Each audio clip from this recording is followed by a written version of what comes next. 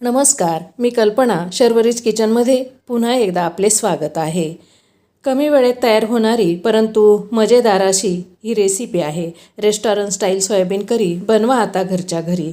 भाकरी, पोळी, पराठा, भात याबरोबर आपण ही करी सर्व करू शकतो आणि छान अशी टेस्टचा आनंद घेऊ शकतो.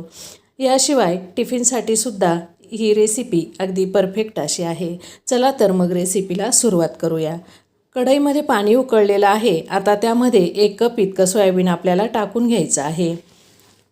साधारणपणे 2 ते 3 मिनिटात सोयाबीन शिजलं जातं. गॅसची फ्लेम बंद करून झाऱ्याच्या साहाय्याने सोयाबीन काढून थंड पाण्यात टाकून घ्यायचं आहे. आता यामधील सर्व पाणी आपल्याला काढून टाकायचं आहे. हाताच्या मुठीमध्ये प्रेस करून यातील पाणी काढून घ्यायचं आणि सोयाबीन पूर्णपणे कोरडी करून घ्यायची.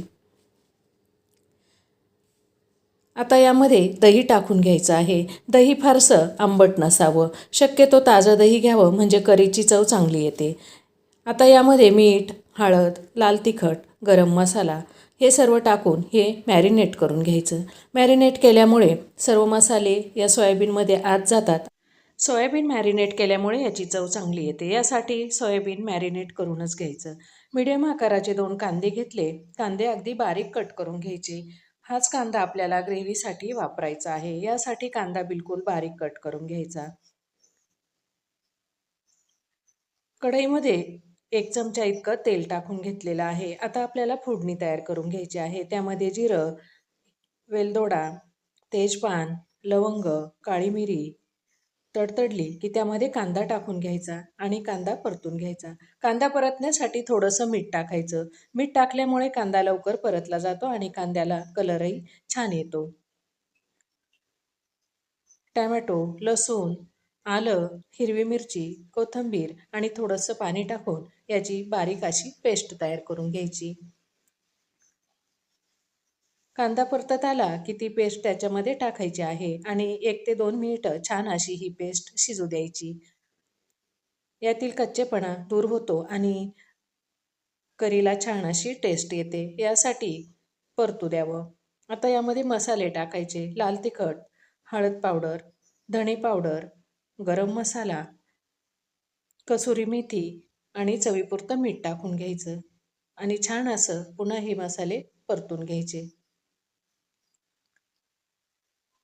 गॅसची फ्लेम अगदी लो टू मीडियम ठेवायची म्हणजे कढईच्या तळाशी मसाला लागणार नाही. छान असं या करीला तेल सुटलेलं आहे. त्याच्यामध्ये पाणी टाकायचं आणि पुन्हा मिक्स करून घ्यायचं. थोडीशी उकळी येऊ द्यायची. तेल सुटायला लागलेलं आहे आणि छान अशी करी तयार झालेली आहे. आता यामध्ये आपण जे मॅरिनेट केलेलं होतं ते सोयाबीन टाकून घ्यायचं. ही करी 2 ते 3 माणसांसाठी तयार होते. आपल्याला जास्त कमी करायचं असेल तर आपण सर्व पदार्थांचं प्रमाण कमी किंवा जास्त आपल्या आवश्यकतेनुसार करून घ्यावं.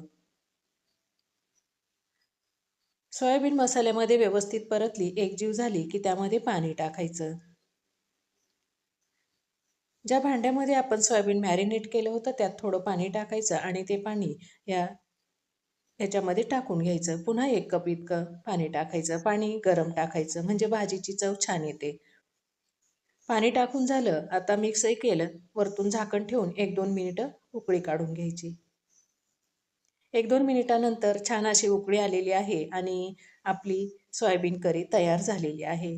आता यामध्ये आपल्याला कोथिंबीर टाकून घ्यायची आहे. बारीक चिरलेली कोथिंबीर टाकायची आणि गॅसची फ्लेम बंद करायची आणि आता गरमागरम ही सोयाबीन करी सर्व्ह करायची.